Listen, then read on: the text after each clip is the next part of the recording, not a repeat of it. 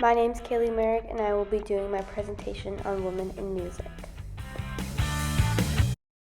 Throughout the video, I will be explaining the struggles of women in the music industry, such as double standards and sexual harassment, but also the victories of women in the music industry, such as breaking records and being inspirations to many generations to come. Our first topic is the double standard seen in women's music. One instance that stood out the most for me was Cardi B's song WAP. Many women say this is just reclaiming female pleasure and sexuality. Naturally, the press had something to say about this, claiming that it was nasty, demeaning to women, and many other things. On the other hand, there are many songs by men that degrade women to the fullest extent, calling them B-words and sexualizing their body parts. I say these lyrics should be brought up if people claim that Cardi B's song stripped women of their dignity. Social media also had a great impact on this whole situation. Cardi B was able to take to Twitter and stand up for herself when people bashed her name and her music. The next part of this video will explain different sexual harassment cases and how it impacted women in society. Back in 2017, a country radio DJ sued Taylor Swift for allegedly getting him fired from his job.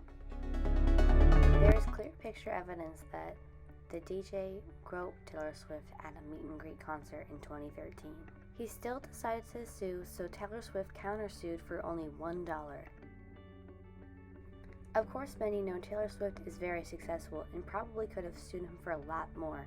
To this, she says, "I acknowledge the privilege that I benefit from in life, in society, and in my ability to shoulder the enormous cost of defending myself in a trial like this.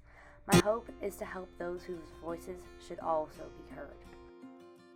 With that being said, this case has inspired many women to come and speak up about their past sexual harassment cases.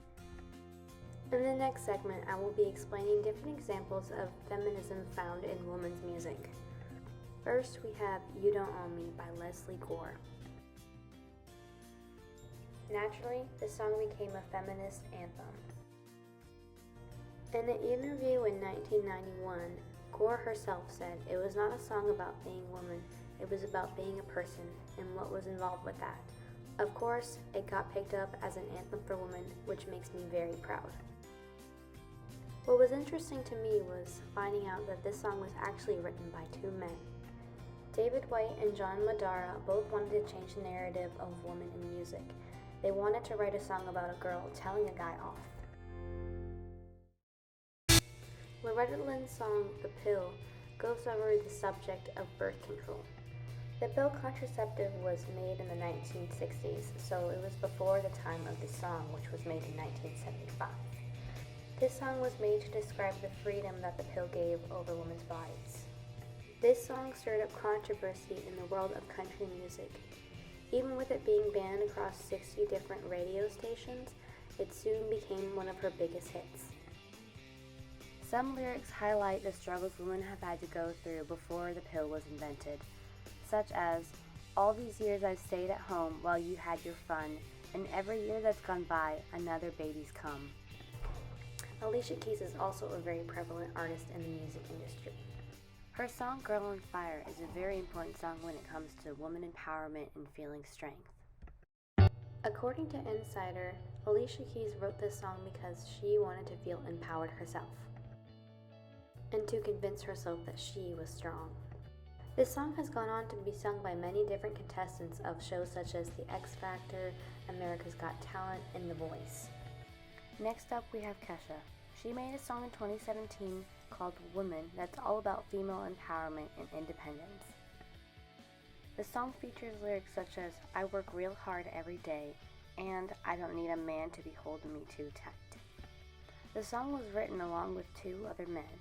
Kesha says it was such a beautiful experience to write such a strong female empowerment song with two other men because it reinforces how supportive men can be of women and feminism. And of course, we couldn't forget the iconic group Destiny's Child. They released a song called Independent Woman Part 1 in September 2000. This song was released in 1999 and celebrated being an independent woman. It's helped many women discover themselves and their ability to achieve financial freedom. Although this record is about 2 decades old, it's still relevant as many people still sing it to this day. One thing that I find very important about this topic of women in music is its influence on audiences in future generations. Along with many other breaking records and awards, Beyoncé was the first Black woman to headline Coachella in 2018.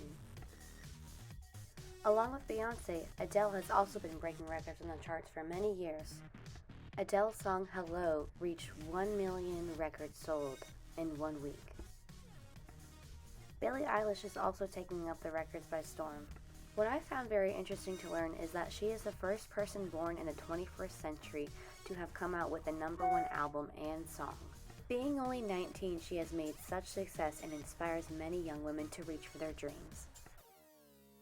These pictures illustrate why it's important to have representation of women in music. These 3 little girls, along with millions of others, can look up to women in music and aspire to be just like them one day.